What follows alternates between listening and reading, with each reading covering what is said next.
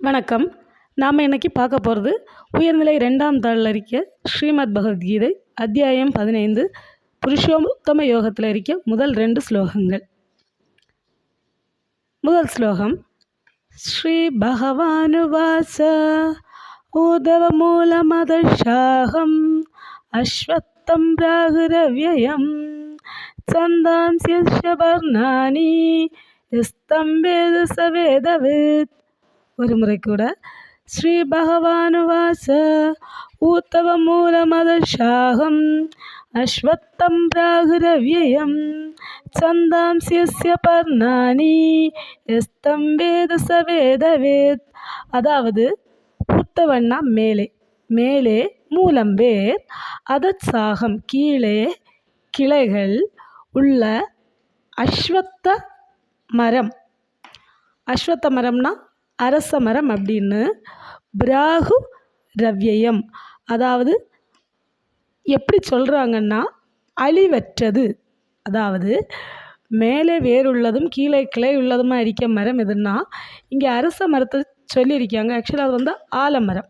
ஆலமரம் அதெல்லாம் ஒரே ஃபேமிலியானனால அதை இங்கே நோட் பண்ணியிருக்காங்க.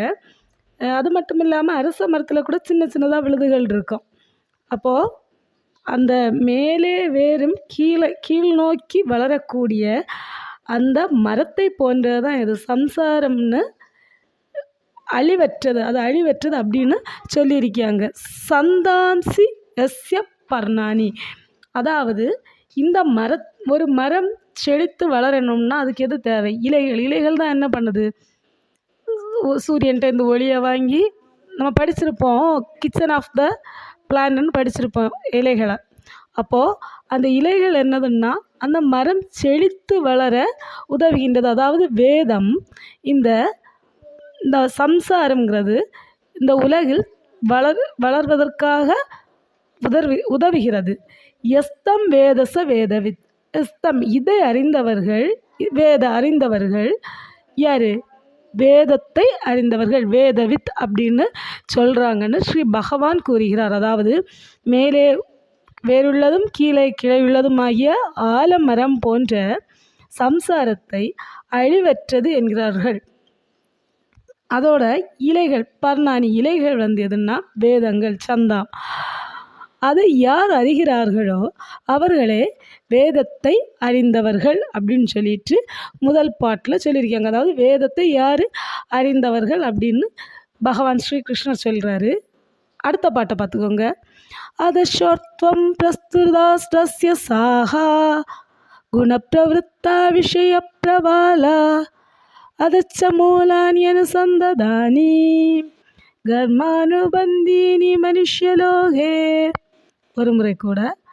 அதச்சோர்த்வம் பிரஸ்துதாஸ்தஸ்ய சாஹா குணப்பிரவருத்தா விஷய பிரபாலா அதச்ச மூலானனுசந்ததானி கர்மானுபந்தீனி மனுஷ்யலோகே.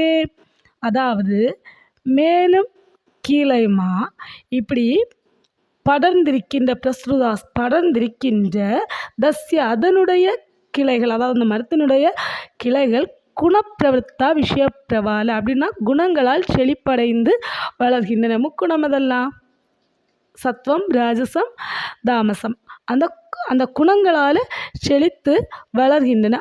அதச்ச மூலானு சந்ததானி இந்த கீழ் நோக்கி வளரக்கூடிய இதனுடைய வேர்கள் எப்படி பரவி இருக்குதுன்னா கர்மானுபந்தினி மனுஷ்யலோகி அதாவது மானிட உலகில் கர்மானுபந்தினி கர்மத்தை விளைவிப்பனவாய் வளர்கின்றன. இந்த மரம் எப்படி கர்மத்தை விளைவித்து இந்த மானுட உலகில் வளர்ந்துட்டுருக்குது அதை சொல்லியிருக்கு.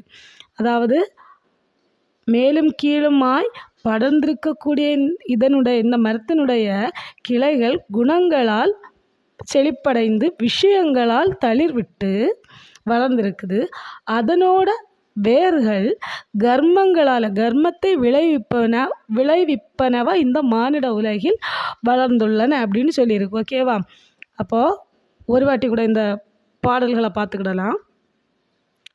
ஸ்ரீ பகவானுவாச உத்தவ மூலமதஷாகம் अश्वत्थं प्राहुरव्ययं छन्दांसि यस्य पर्णानि यस्तं वेद स वेदवित् अदच्चोर्ध्वं प्रसृतास्तस्यशाः गुणप्रवृत्ता विषयप्रवाला अदच्च मूलाननुसन्दधानि कर्मानुबन्धीनि मनुष्यलोके